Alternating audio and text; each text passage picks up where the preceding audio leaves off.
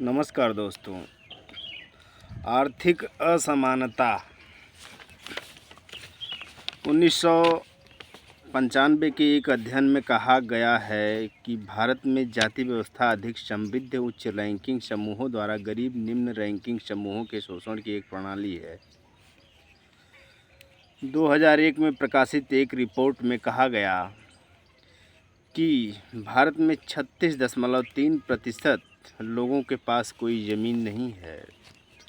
60.6% के पास लगभग 15% ज़मीन है और बहुत अमीर 3.1% के पास 15% ज़मीन है। हक ने यह भी बताया कि अनुसूचित जातियों, निम्न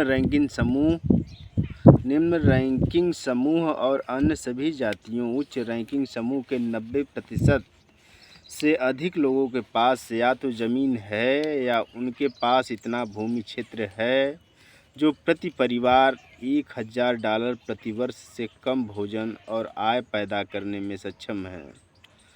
हालांकि भारत के 99% से अधिक खेत 10 हेक्टेयर से कम हैं और 99.9% खेत 20 हेक्टेयर से कम हैं। भले ही किसान या ज़मीन मालिक की जाति कुछ भी हो। इसके अलावा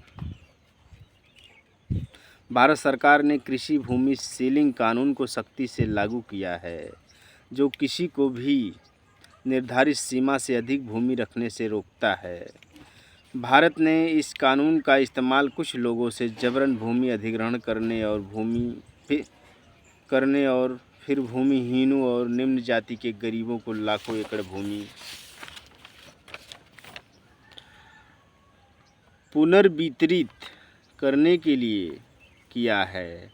हक का सुझाव है कि भारतीय विधि निर्माताओं को देश के भूमि कानूनों में सुधार और आधुनिकीकरण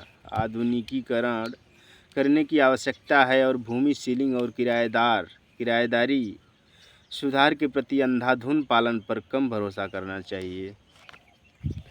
2011 के एक अध्ययन में आयर ने भी उल्लेख किया है कि 1950 और 1990 के बीच भारत में आर्थिक शोषण और उसके परिणामस्वरूप भूमि पुनर्वितरण के ऐसे गुणात्मक सिद्धांतों का जीवन की गुणवत्ता और गरीबी में कमी पर कोई प्रभाव नहीं पड़ा।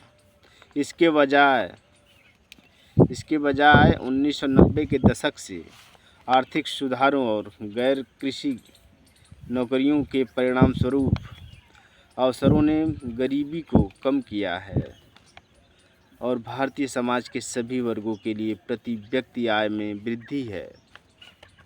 विशिष्ट साक्ष्य के लिए आयर निम्नलिखित का उल्लेख करते हैं। आलोचकों का मानना है कि आर्थिक उदारीकरण से केवल एक छोटे से अभिजात वर्ग को लाभ हुआ है और गरीब, विशेष रूप से दलितों की सबसे निचली हिंदू जाति को पीछे छोड़ दिया गया है। लेकिन हाल ही में एक आधिकारिक सर्वेक्षण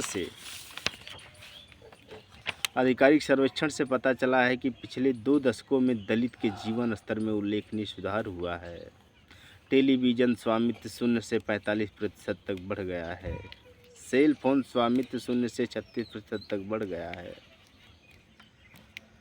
2 पहिया वाहन स्वामित्व मोटरसाइकिल, स्कूटर, मोपेड 0 से 12.3% तक बढ़ गया है।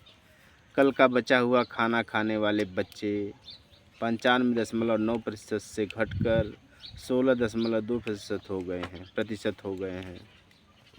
अपने स्वयं के व्यवसाय चलाने वाले दलित 6% से बढ़कर 37% हो गए हैं और कृषि मजदूरी के रूप में काम करने वाले अनुपात 46.1% से घटकर 20.5% हो गए हैं।